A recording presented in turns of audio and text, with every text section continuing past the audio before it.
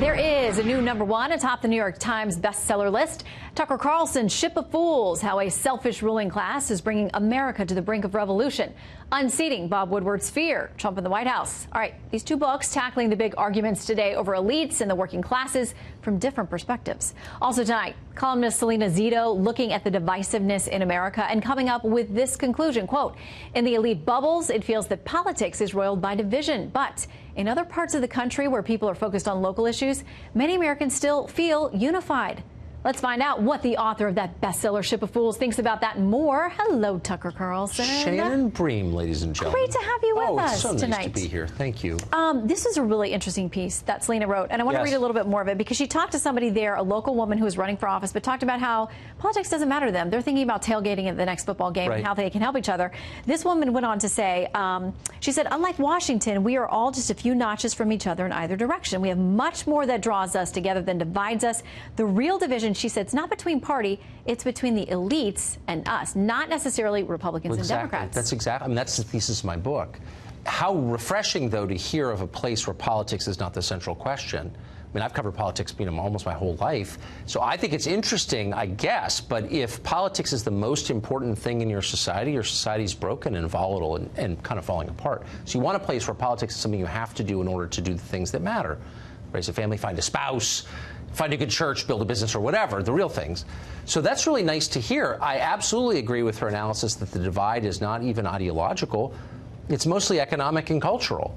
If you're richer than you were before the economic crisis of 2008, you probably live here in New York or LA, and you have a certain worldview. If you're not, which is the rest of the country, you probably see things very differently because you're not benefiting from what we're doing right now. It's kind of that simple.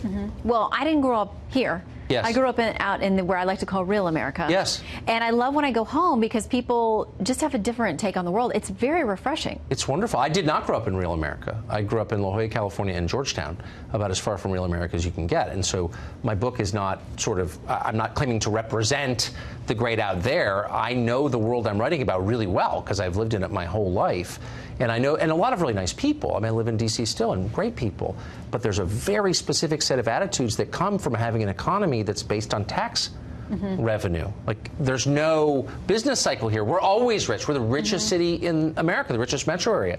And so you get a certain kind of attitude that's a corrosive attitude, very corrosive and contemptuous of everyone else. I want to ask you about a couple of current events, too. Yes. Because we had this news today that a professor at UNC has nominated Dr. Christine Blasey Ford for this Distinguished Alumna Award, which apparently is about making an outstanding contribution to humanity in any walk of life. Now, part of the letter says this letter nominating Dr. Blasey Ford is not about partisan politics. It is about recognizing that the simple act of speaking one's truth is an act of bravery. What do you think? I mean, it's like another reminder that the entire higher education system in the humanities, anyway, not engineering or science, but in the humanities, is totally corrupt and bloated and pointless and actually hurting the country. I mean, that professor, who's obviously, that's a very mediocre, it's a not impressive thing to say because it's so transparently false, is being supported indirectly by tax dollars and by really the savings of everyone else in this country.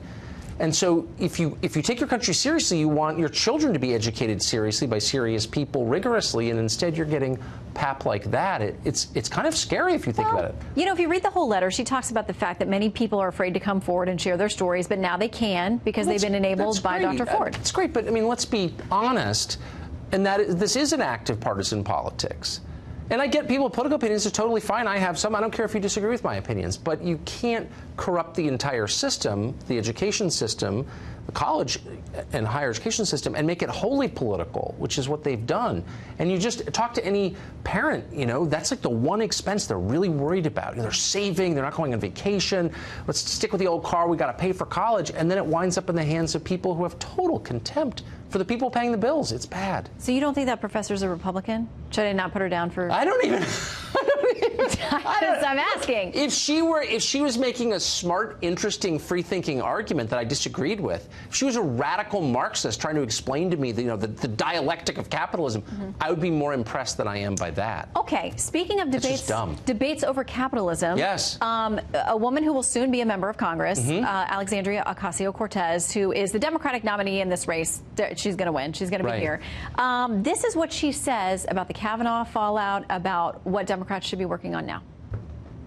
We take back the House, we take back the Senate, we take back the presidency, and we pack the Supreme Court of the United States of America. As you know, this did not go well for the last person who tried to pack the Supreme Court of the United States. It was the single least popular thing I think Franklin Roosevelt ever did. It was right after his second re-election in 1937, and he tried to pack the Supreme Court because he was very frustrated with Congress. All presidents are. They're not doing what I want them to do. And that ended badly because it was a clear authoritarian power grab. So much better to make your case. You've got a worldview. You've got a set of ideas you think work. Tell us what they are. Convince us. Democrats, hopefully this will change. I think it will. But for right now, have just given up on that. And the idea is we're going to seize power and make you obey. And you don't agree, but it doesn't matter because we're going to force you to obey. That scares people, even liberal people, even Democrats are like, why don't you win me over instead of using force on me? Packing the Supreme Court? I mean, really? Come on. Justice Tucker Carlson. You don't like the sound of that? America, let us know what you think, because I think some of them will dig that. I'm not qualified to be room mother. I'm happy with talk show host. Well, congratulations on the book. It is doing fantastic, and it sparks such an interesting conversation, as you do every night at 8 o'clock Eastern Time. Well, hopefully a civil one. Yes, very civil. Good to see you. Great to see you. Thank you.